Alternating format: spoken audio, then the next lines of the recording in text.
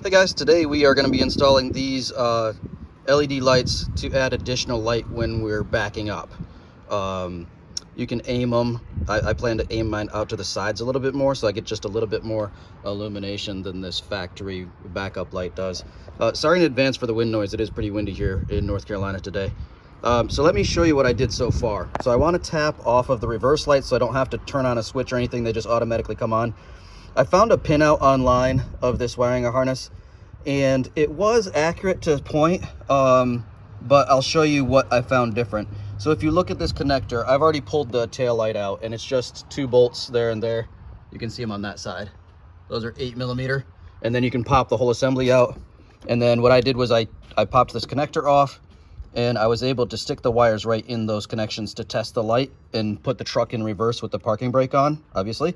So I found out that this light blue wire here is the positive for the backup, and then if you flip the plug over, you see the green and then the black right next to it. That black one is the one that you want.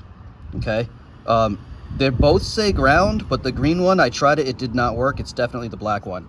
So the thing I tried next was I tried using these crappy push-on connectors.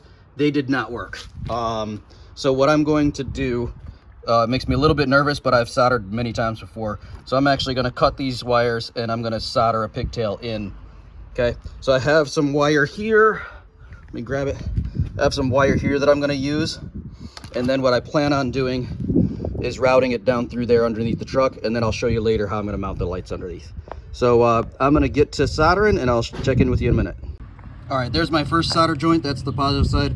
I just used a piece of red shrink there, and of course you got to put that on before you solder. I'm not going to shrink it yet though until I test it. So I'm going to do the ground on that black side now, and then I'll test it, and then I'll put the heat shrink in place. All right, we have success. You can see the light is lit there along with the reverse light there's on at the same time, so we're good to go. I have my connections both soldered right there. They look really good. I'm going to go ahead and put the heat shrink on. Then I'm going to put this wire loom back in place, put some electrical tape on it. We'll button everything back up, and we have our power wire ready. We'll route it down through the truck frame there, and then we can go underneath and install our lights. Hey, I hope this helped you guys. I had a lot of trouble finding the exact pinout for the reverse light power on that particular plug in the tail light. So hopefully this saves you guys some time, and even the one that I did find was a little bit inaccurate, as I showed you, between the green and the black wire. So I hope this saves you guys some time. If you want to watch the full video on how I installed the lights underneath the back bumper trailer hitch area, you can watch the full video on my Ranger playlist. Thanks guys, take care.